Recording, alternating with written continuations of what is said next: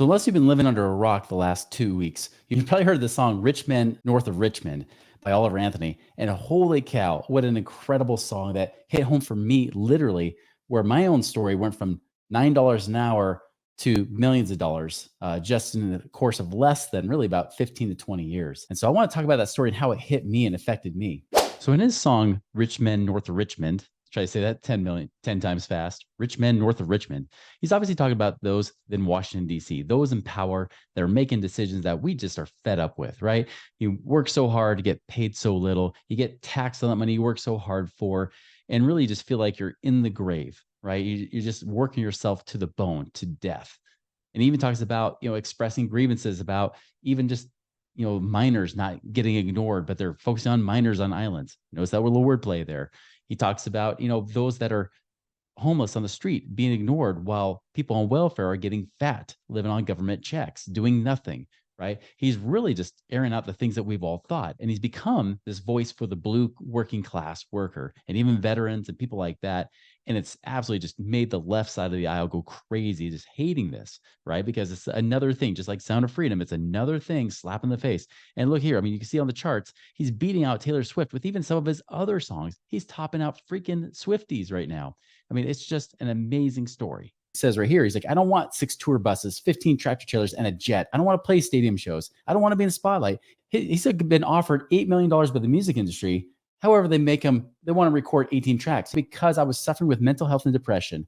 These songs have connected with millions of people on such a deep level because they're being sung by someone feeling the words in the very moment they're being sung. No editing, no agent, no BS. Again, you're welcome, kids. Just some idiot and his guitar, the style of music that we should have never gotten away from in the first place.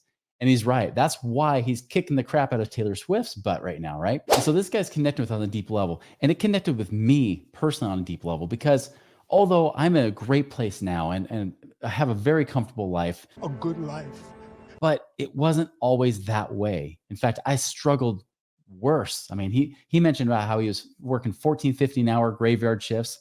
I can completely relate. At one point, other than 20 years ago, I was making $6 an hour as a college student. When I got my quote unquote good job when I was finishing up college there, actually I dropped out of college. I was making $9 an hour doing customer service phone calls, taking inbound phone calls, right? After 5 years, I only got up to $11.69 an hour after doing everything I could to get promotions and anything I could do. The problem was this, is that I just had my first son born. I was in my 20s. My wife at the time, she wanted to stay home with her kids and be a mom, full-time mom, and raise them. And so that put the pressure on me. But if you're making $11.69 an hour, you're likely to make at full time $23,000 a year, less than $2,000 a month. In fact, my net take-home pay was about $1,300 a month is what I was bringing home. It's just not a way to live. And so I knew I needed something else. And I was actually starting my career as a financial advisor, but I was not doing great because I wasn't full-time over there. I was just kind of 1 foot in, 1 foot out. So anyways, as time went on, I at I said, you know what? Enough's enough. I bet you I can make more as a financial advisor. So I quit my job. And I'll tell you, I was scared. At first I was excited. Quit my job. But then I was scared out of my mind because I realized all the weight was on my shoulders. I had to generate my own income. I had to be able to pay for our mortgage, even though our mortgage payment was a whopping $750. I still had to pay for that. I still had to pay for food for my family because I was the only one working. I wanted to be a good provider and someone who actually could protect my family and be a father to them and a husband to my wife. And anybody who's young fathers gets this. When you have a kid for the first time, like you really get into a place where you feel like you've got to be the one to protect them. And here I was struggling.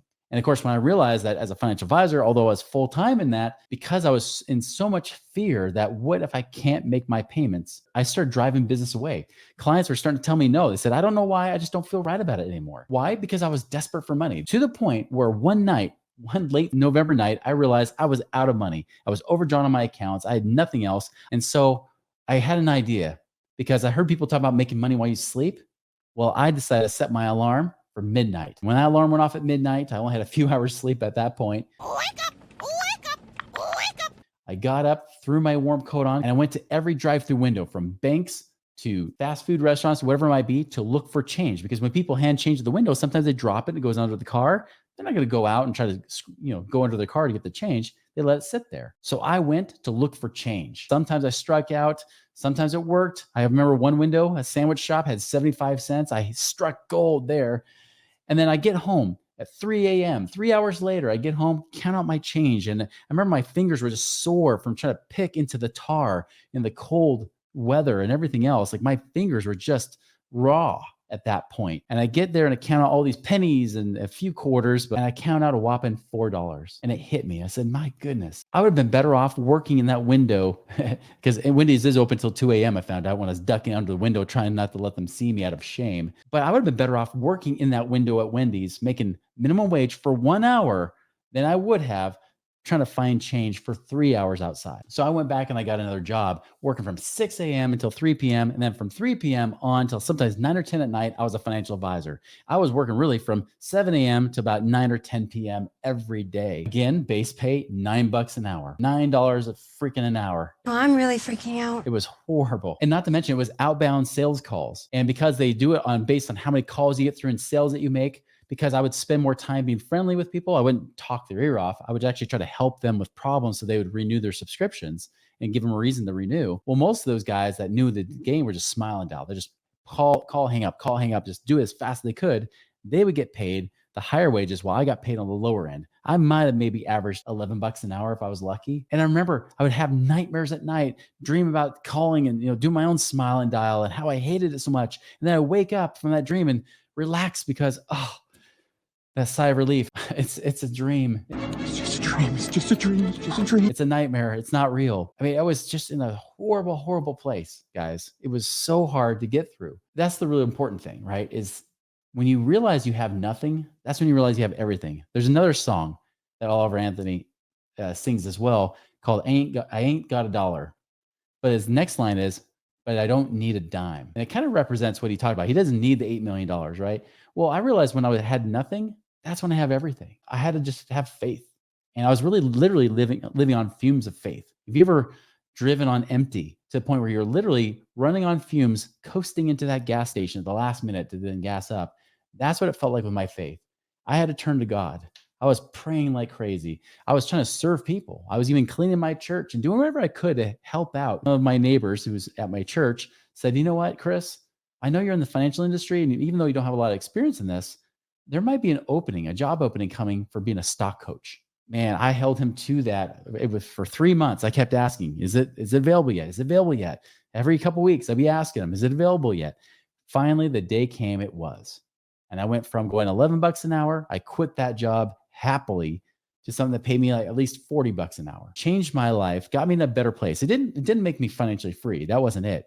But it got me to a better place where then I could relax. I started making more money, ironically, as a financial advisor, even though I worked less hours as a financial advisor, made more money there. And now I was having more money coming in that allowed me to go to that next level, which allowed me to buy real estate and get me to the point where I was financially free down the road. That, guys, that's a story I don't often share, but it's one that I still feel today because that desperation, that feeling like you have to survive and scrape and save, I get it. It's so freaking hard. It's so hard to even think about anybody else when you can barely take care of yourself, or maybe not even take care of yourself and your family.